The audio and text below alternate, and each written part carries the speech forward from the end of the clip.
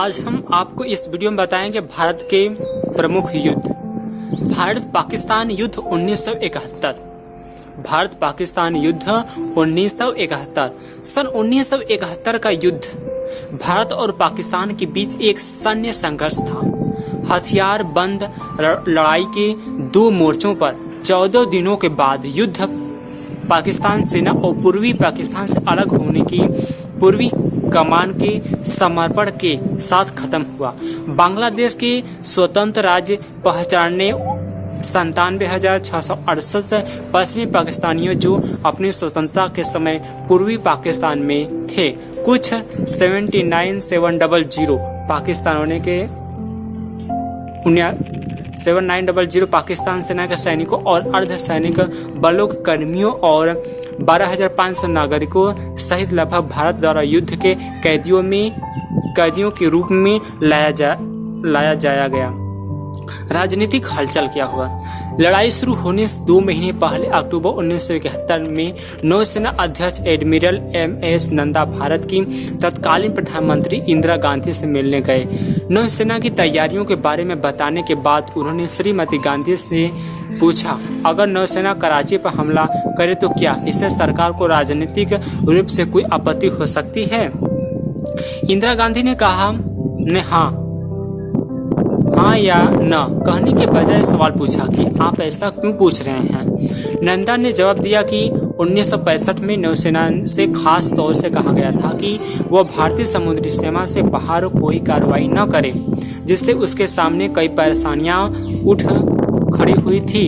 इंदिरा गांधी ने कुछ देर सोचा और कहा, well admiral, if there is a war there is a war, यानी अगर आप लड़ाई है तो लड़ाई है।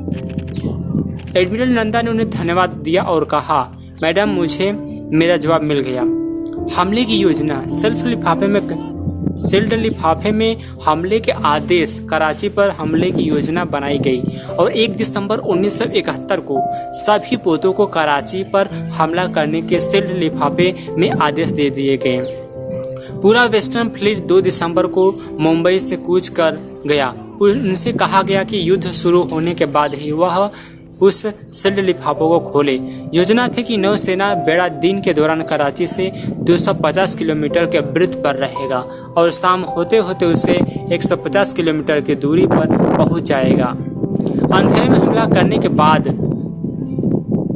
फटने से पहले वह अपनी तीव्रतम रफ्तार से चलते हुए कराची से 150 दूर आ जाएगा, ताकि वो पाकिस्तानी बम वर्षकों की पहुंच से बाहर आ जाए। और हमला भी रूस की ओसा क्लास मिसाइल बोट से किया जाएगा। वह वहां खुद से चलकर नहीं जाएगी, बल्कि उन्हें नाइलेन की रस्सियों से खींचकर ले जाया जाएगा। ऑपरेशन ट्राई के तहत पहला हमला निपट निर्घट और वीर मिसाइल बोट्स ने किया। प्रत्येक मिसाइल बोट 4 मिसाइलों से लैस थी। स्क्वाड कमांडर बबरू यादव निपटू पर मौजूद थे। बाढ़ की शक्ल बनाते हुए निपट सबसे पर आगे था, उसके पीछे बाईं तरफ निर्घट था और दाहिना छोर वीर ने संभाला हुआ था। उसके ठीक पीछे INS किल्टन चल रहा था। बखैर डूबा विजय जेरथ के नेतृत्व में कराची पर हमला हुआ था। कराची से 40 किलोमीटर दूर यादव ने अपने रडार पर हरकत महसूस की। उन्हें एक पाकिस्तानी युद्ध पोत अपनी तरफ आता दिखाई दिया। उसमें रात के 10:40 हुए थे। यादव ने निर्घट को आदेश दिया कि वह अपना रास्ता बदले और पाकिस्तानी जहाज पर हमला करे। निर्घट से 20 किलोमीटर की दूरी से पाकिस्तानी विध्वस्त CNF खैर पर मिसाइल चलाई। बखैर ने नाविकों ने समझा कि उनकी तरफ आती हुई मिसाइल एक युद्धक विमान है। उन्होंने अपनी विमान भेदी तोपों से मिसाइल को निशाना बनाने की कोशिश की, लेकिन वह अपने को मिसाइल का निशाना बनाने से न रोक सके। तभी कमांडर यादव ने 17 किलोमीटर की दूरी से बखैर पर एक और मिसाइल चलाने का आदेश दिया और किल्टन से भी कहा कि वह निर्घट के बगल में जाए। दूसरी मिसाइल लगते ही बखैर की गति शून्य हो गई। पोत में आग लग गई और उससे गहरा धुआं निकलने लगा। थोड़ी देर में बखैर पानी में डूब गया। उस समय वह कराची से 35 माटिकल में दूर था और समय था 11:20। उधर निपट से ने पहले वीनस चैलेंजर पर एक मिसाइल दागी और फिर शाहजहां पर दूसरी मिसाइल चलाई। वीनस चैलेंजर तुरंत डूब गया जबकि शाहजहां को नुकसान पहुंचा।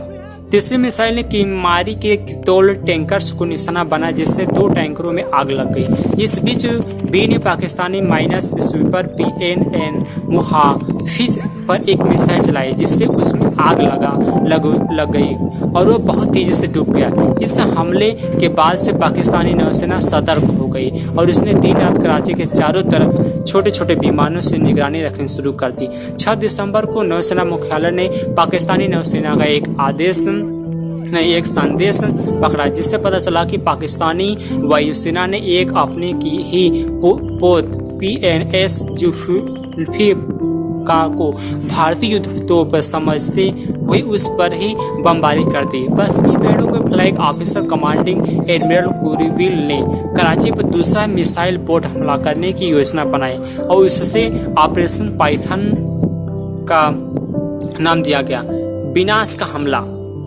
इस बार अकेली मिसाइल बोट विनाश तो फ्रिगेट्स त्रिशूल और तलवार के साथ गई। 8 दिसंबर 1971 की रात 8:45 का समय था। INS विनाशकर पर कमांडिंग ऑफिसर विजय जेरथ के नेतृत्व में 30 नौसैनिक कराची पर दूसरा हमला करने की तैयारी कर रहे थे। तभी बोट की बिजली फेल हो गई और कंट्रोल ऑटो पायलट पर चला गया।